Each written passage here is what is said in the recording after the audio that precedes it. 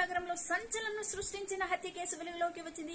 29 ఏళ్ల మహిళను దారుణంగా హత్య చేసి మృతదేహాన్ని 32 ముక్కలుగా చేసి రిఫ్రిజిరేటర్ లో దాచారు. ఈ హత్య 17 రోజుల క్రితం జరిగినట్లు పోలీసులు అనుమానిస్తున్నారు. నేరం జరిగిన ప్రదేశంలో పోలీసులు ఆమె ఇంటి లోపల రిఫ్రిజిరేటర్ లో ఉంచిన మృతదేహాన్ని కనుగొన్నారు. పోలీసులు సంఘటనా స్థలానికి చేరుకుని కేసు నమోదు చేసుకుని దర్యాప్తు చేస్తున్నారు. ఈ హత్య వెనుక ఉద్దేశ్యము లేదా నిందితుల గురించి ఇంకా సమాచారం అందలేదు. హత్యకు గురైన బాధితురాలు ఇతర రాష్ట్రానికి చెందిన వ్యక్తిగా గుర్తించారు. అయితే ఆమె తన కుటుంబంతో కలిసి బెంగళూరులో నివసిస్తున్నట్లుగా పోలీసులు తెలిపారు.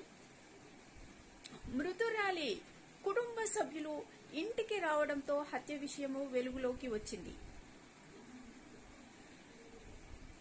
ఇక వాళ్ళు తెలిపిన సమాచారం ప్రకారం గత కొన్ని రోజులుగా ఇంటి నుంచి దుర్వాసన వస్తుందని భవనంలోని ఇరుగు పొరుగు వారు బంధువులకు తెలిపారు. దీంతో హత్యకు గురైన యువతి తల్లి, అక్క ఇంటికి వచ్చి తాళం పగలగొట్టి లోపలికి వెళ్లగా హత్య జరిగినట్లు గుర్తించారు.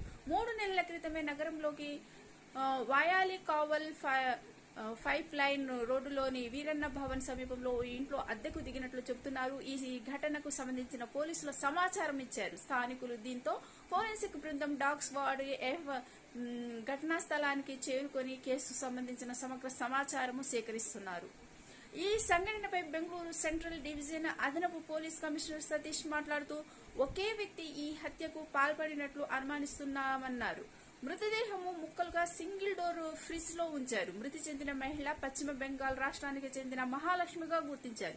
ఇతర రాష్ట్రాల ప్రజలు ఇక్కడ స్థిరపడ్డారు. భర్త నుంచి విడిపోయిన ఈ మహిళ ఒంటరిగా జీవిస్తున్నట్లు పోలీసులు తెలిపారు. ఈ ఘటనకు సంబంధించిన పూర్తి వివరాలు తెలియాల్సి ఉందని పోలీసులు